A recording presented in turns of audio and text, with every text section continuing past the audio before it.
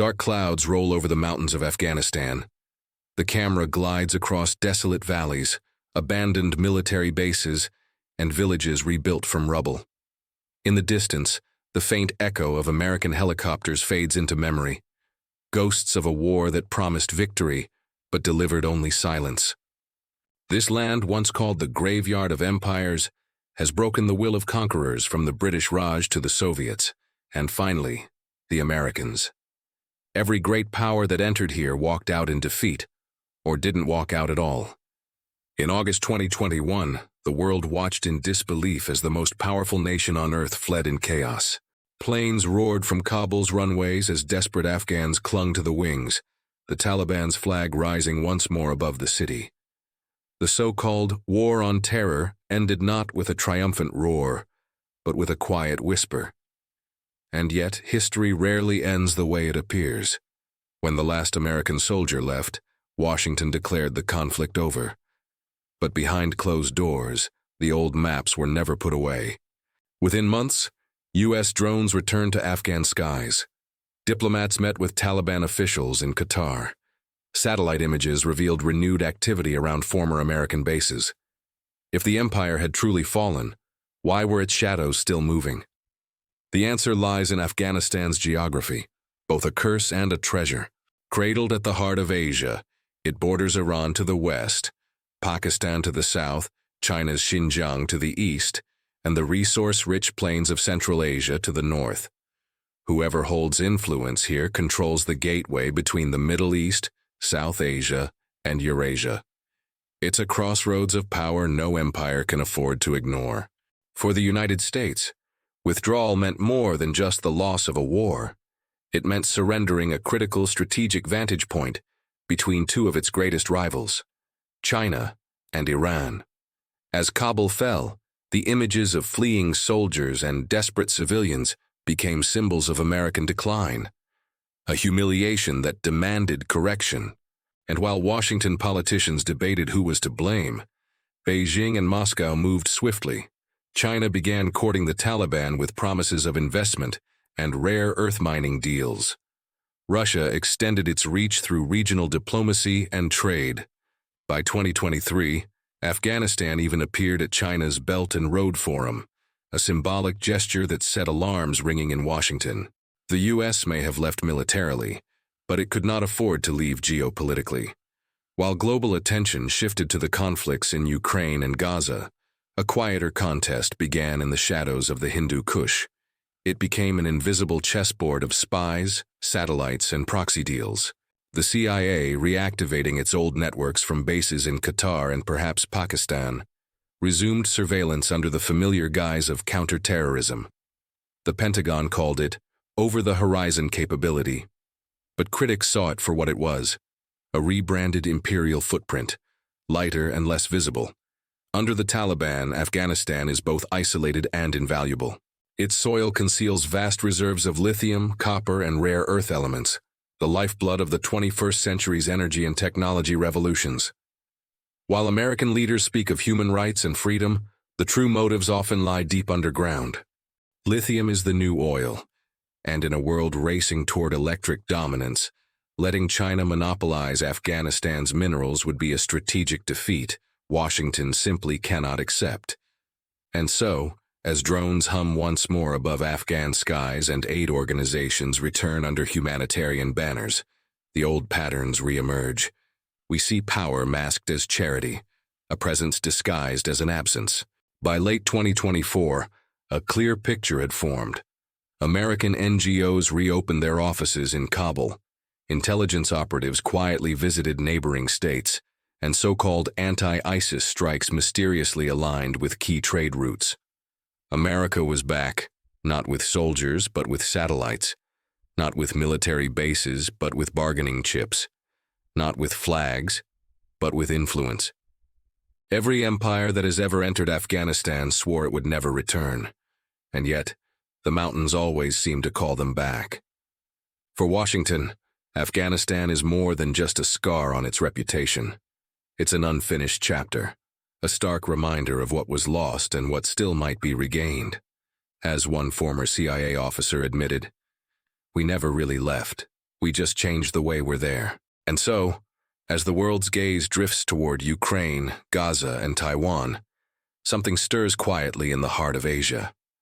American drones patrol again, whispers of deals ripple across borders, and beneath the ancient peaks, untouched minerals gleam under a foreign sun.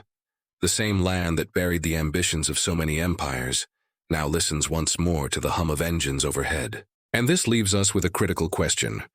Is America truly returning to Afghanistan, or did it never really leave at all? They said the war was over, that the last soldier had gone home, that the empire had turned the page. But in the age of satellites, cyber networks, and silent machines, wars no longer need armies. They only need eyes and the will to keep watching. It began with a whisper. A drone strike here, a secret meeting there. By early 2022, rumors started surfacing of over-the-horizon operations, America's new strategy for Afghanistan. It meant that while the troops were gone, the surveillance, the intelligence, and the air power would continue, all of it remotely. To the public, it sounded like efficiency. To analysts, it sounded like a quiet comeback. And the first signs appeared sooner than anyone expected. In July 2022, an explosion ripped through a house in Kabul. The U.S. announced it had killed Ayman al-Zawahiri, the elusive leader of al-Qaeda, with a precision drone strike. Washington called it a victory for justice, proof that America could still eliminate threats from afar. But behind the headlines, experts were asking the real question. How did the CIA locate one of the world's most wanted men in the middle of Taliban-controlled Kabul, without a single U.S. base inside the country? The answer lay beyond Afghanistan's borders. Across the deserts of the Persian Gulf and the mountains of Central Asia, a new American network was taking shape. Qatar, Bahrain, and the United Arab Emirates hosted command centers and drones. Uzbekistan and Tajikistan became quiet partners, and in Pakistan, reports suggested temporary access for U.S. aircraft along the Afghan frontier, though officials in Islamabad publicly denied it. It was a return built not on occupation, but on relationships. Old alliances were rekindled, silent understandings renewed. As one defense analyst wrote, America left Afghanistan, but its shadow never did. Officially, the U.S. left no soldiers in Afghanistan. Unofficially, the CIA never truly packed up. From safe houses in Doha, Dubai, and parts of northern Pakistan, a new kind of war was underway, a war of intelligence. Afghan informants, remnants of the special forces, and regional contractors were being paid once again, not for combat, but for information. Every phone call monitored, every convoy tracked, every whisper logged. The mission had a new focus: monitor Taliban activities, track the expansion of ISIS-K, and most importantly, watch China's growing footprint inside Afghanistan. Beijing had already signed deals to explore oil in the Amu Darya Basin and mine copper in Mes Aynak, one of the world's richest untapped deposits. To Washington, this wasn't just economics, it was strategy. If China could secure Afghanistan's mineral wealth, it could control one of the most crucial resource nodes of the next century. That was something the U.S. simply could not allow. By mid-2023, foreign NGOs began flowing back into Afghanistan. Most were funded by Western governments, particularly the U.S. They arrived with promises: food, medicine, schools for girls. But along with aid came influence. Each project, each donation became a subtle tool of pressure. Provinces that cooperated with U.S. initiatives received funding. Those that resisted did not. The Taliban, desperate for international recognition, couldn't reject these offers outright. So they tolerated them, even when they knew the price. This was not the occupation of 2001. This was something far more calculated, a soft return. In Kabul, whispers began circulating that the Americans had eyes everywhere again. Local leaders were being approached by NGOs and so-called consultants, offering development deals, but also asking questions about Taliban troop movements, tribal disputes, and the locations of Chinese engineers. The lines between charity and espionage blurred until they completely disappeared. Inside the Taliban's leadership council, a quiet panic was brewing. The new rulers of Afghanistan had inherited a broken economy, international isolation, and deep internal divisions. They needed foreign aid, but they didn't want foreign control. Yet the more they opened their doors, the more invisible strings appeared. Washington understood this perfectly. It didn't need to overthrow the Taliban. It just needed to shape them, pressure them to act against ISIS-K, restrict Chinese mining operations, and prevent Iran from expanding its networks inside Western Afghanistan. It was a chessboard, and every single move had meaning. One former diplomat described it bluntly. The U.S. doesn't need boots on the ground anymore. It just needs the Taliban to do its bidding, knowingly or not. Then came a new player, ISIS-K, or Islamic State Khorasan Province. Brutal, unpredictable, and expanding fast, this faction began targeting Taliban patrols, foreign NGOs, and minority groups. Their rise gave Washington the perfect justification to act again. American drones, once silent, began flying over Afghan airspace more frequently, all under the banner of counter-terrorism. Airstrikes followed, sometimes confirmed, sometimes denied. For the first time since 2021, the U.S. military was active over Afghanistan again, not as an occupier, but as an unseen presence, striking, disappearing, and denying. ISIS-K was a very real threat, but to many observers, it also became a convenient narrative, one that allowed America to operate freely while claiming the moral high ground. Across the border, Pakistan found itself caught in the middle. The U.S. needed access, air corridors, intelligence, logistics. Islamabad needed money, IMF loans, and diplomatic breathing room. And so the two old partners began to talk again, quietly. Drone paths over Pakistani airspace became more frequent. In exchange, Washington softened its tone on Pakistan's politics and offered economic assistance. But this partnership came at a price: rising tension with China, Islamabad's biggest financial ally. The same war on terror logic of the early 2000s was playing out all over again, only now, under new names and with new goals. Strangely, the global media said very little about all this. Afghanistan had vanished from the headlines, replaced by Ukraine, Gaza, and Taiwan. The silence served everyone's interests. The Taliban could pretend they had full sovereignty, Washington could act freely, and the world could simply move on. But beneath that silence, the great game had resumed. Intelligence reports from Europe and India hinted at American contractors returning under the names of private companies. Satellite photos revealed the reconstruction of airfields in Central Asia, and in Kabul, encrypted communications between Taliban officials and Western diplomats increased sharply. The U.S. had returned, not visibly, not officially, but effectively. Modern empires no longer need soldiers to control a land. They only need data, access, and leverage. America's silent return to Afghanistan is proof of this new imperial model, an empire of drones, diplomacy, and dollars. The weapons are smaller, the wars are quieter, but the ambitions, they remain the same. Behind every humanitarian package lies a geopolitical objective. Behind every drone strike lies a message: we're still here. The United States learned from its defeat in 2021, not to leave, but to adapt. It no longer seeks to build nations, it seeks to shape outcomes.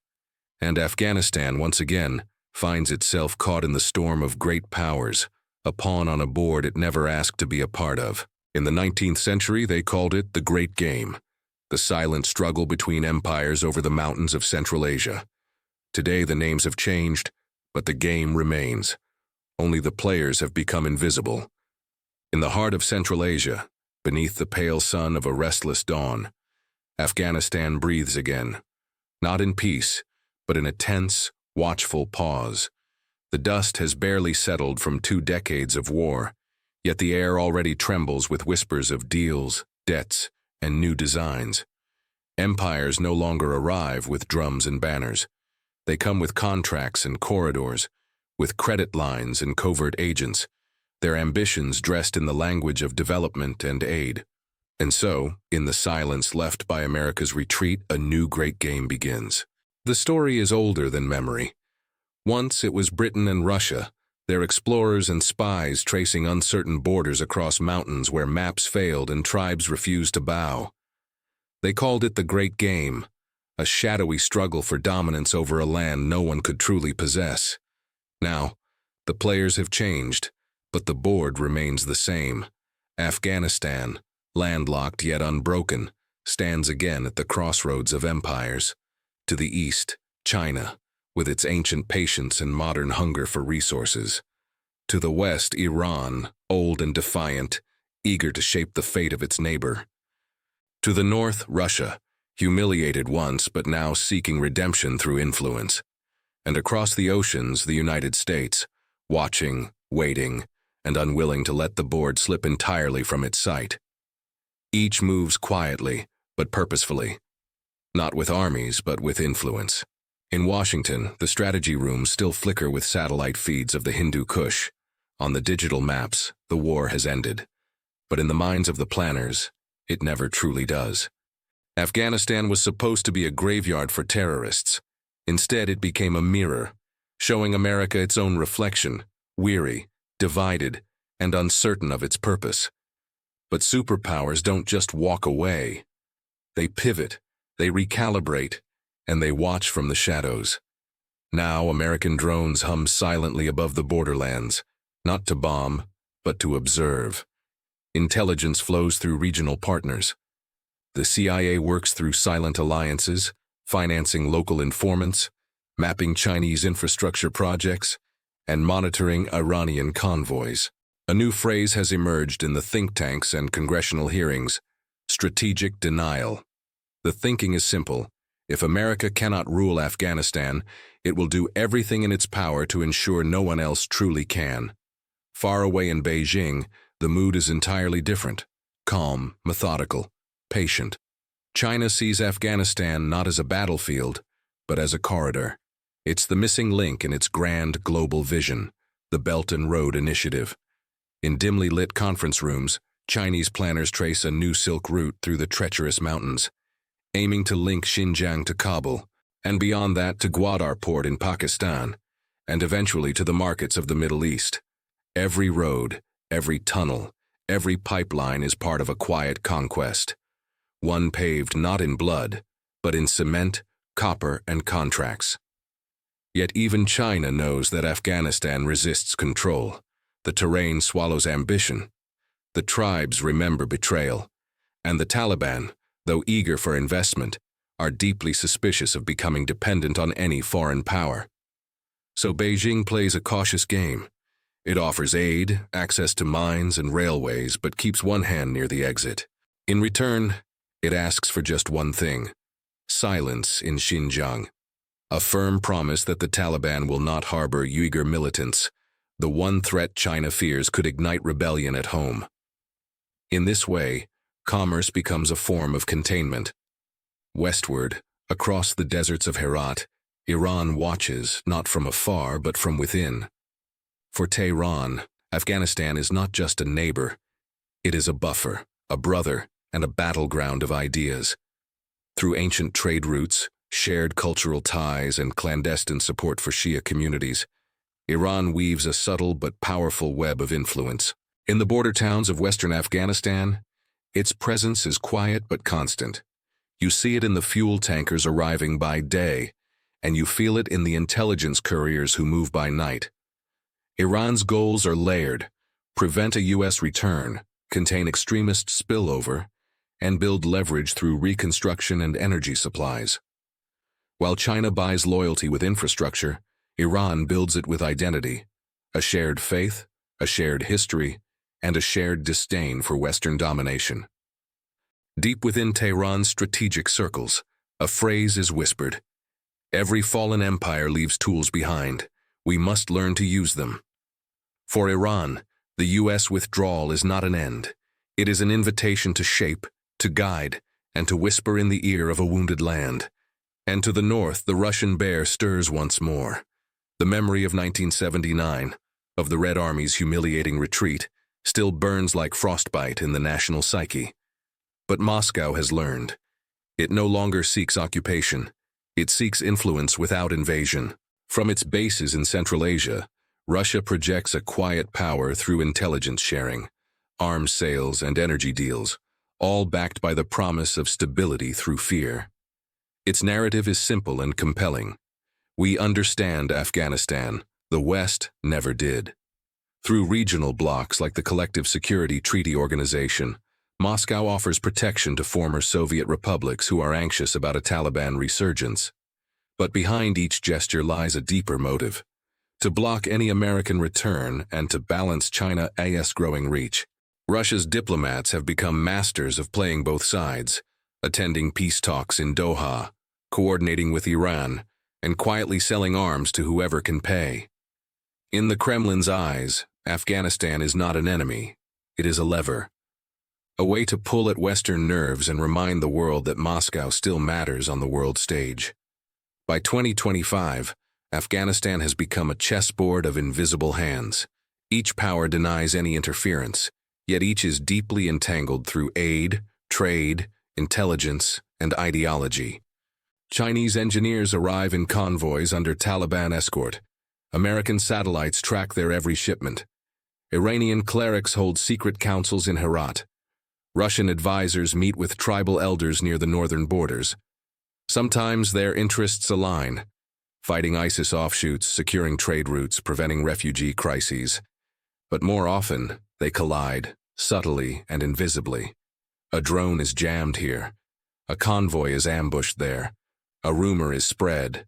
A deal is derailed. This is the war beneath the peace, fought not for land but for narrative, access, and silence. What makes this new great game so much more dangerous is not the conflict itself, but its invisibility. In the old days, empires clashed with banners and treaties. Today, they fight through algorithms and influence operations, through aid conditions and digital espionage. A single infrastructure deal signed in Kabul can send ripples through the markets in Shanghai.